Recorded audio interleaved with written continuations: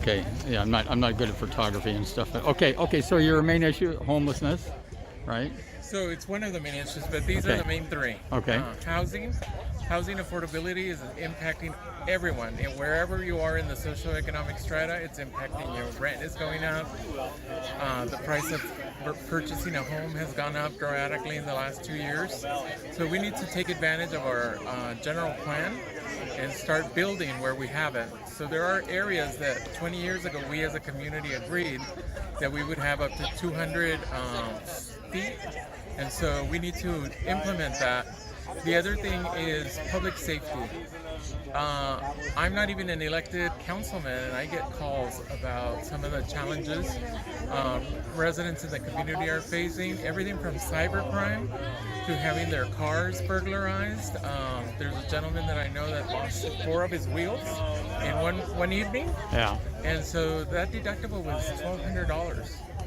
And we need to tend to that. That is like we have a lot of aspirations. We have a lot of great projects that are coming as a city, but we need to go back to the basic services, deal with the potholes, and deal with public safety. And I think we need a humane approach on how to work with a growing number of people who are houseless. And that, I think there's a lot of stuff coming down from the state that's going to help us with that. Well, speaking of that, what about the closure of the park recently and for 3 months, and there doesn't seem to be any plan for what's going to happen after that 3 months. So the park, as you know, we had a major intervention at the park, the Harborside Park, and it is unfortunate. There's 70 or so family units that had made long-term habitation of the park. Yeah. However, it's tense. People were. I think in a span of 3 weeks, we lost 3 people to overdosing. So Right. These are people who are experiencing really challenging things. And I think one of the things that I was really happy to hear is the care courts are getting signed by the governor. And what does that mean? That means people who may be choosing not to get help, choosing not to take their medication, we may be able to help them. And so that's one area, right? Okay. Getting all the Yeah. social services. But then having the housing availability. I don't know if you saw, it was recently reported that the city of El Cajon is complaining that there are hotels that are being used with hotel vouchers Yeah. as temporary housing for the Right. homeless. Right. They're concerned already that they're getting overwhelmed. And so we need to figure out how to deal with this as a region so that no locality is taking the brunt But of the that's resources. with all due respect, that's been said endless times throughout the state, and nothing's ever. Well, some things have happened, but it's still the big problem. I think we in this community have never confronted this issue. Obviously, the city of San Diego has been dealing with it for decades. But I can assure you, I've lived in this community for a long time, and the number of people who are homeless, who are, living in parks and things like that, I have never seen these numbers. And so we have never had the responsibility of building the significant infrastructure that you need to be able to support individuals. And I think that's what's changed. Yeah. So yes, you've heard the platitudes, everybody wants to help, everybody wants to be involved. But I think we are now at the point where we have no choice. It is not optional.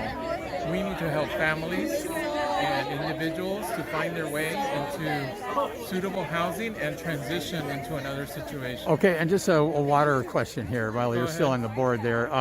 Not too long ago, several months ago, the Water Authority was saying that because you guys have done such a good... Sit down. Oh, sure, go My knee's ahead. hurting Oh, me. that's fine, that's fine. No, like everyone's like, look at that. Lola. So the Water Authority was saying that since you guys have you have a plentiful water supply, you have your little desal thing, and you have plenty of supply without so much need in the future for taking water from the authority. And they were saying that in response to that, there will be, and I've seen the charts on it, and all that, a additional $1.2 million a year fee or rate increase, I guess you call it, for the Sweetwater district due to taking less water. What does that say to people who wonder why they're getting charged more to serve? There's an inverse relationship in the sense you feel like if you use less water, you're going to pay less. But the fact of the matter is the system is designed to support itself. As, when you say, hey! When you sell less water, you have to redistribute those costs equitably and proportionally to the users.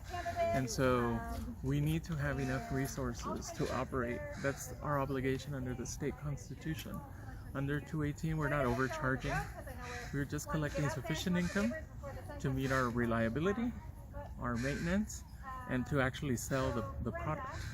And so that is what motivates us or encourages us to continue to offer the services at the level we serve and raise prices when we have to. But you're going to be out $1.2 million a year, and a lot of that's due to the desal and other projects that are costly loans and so on from the Water Authority. Let's talk again, because I want to be clear on what I am answering related to this 1.2 million. Okay. Because I have information for you, so Okay. let's clarify. Okay, can I call you?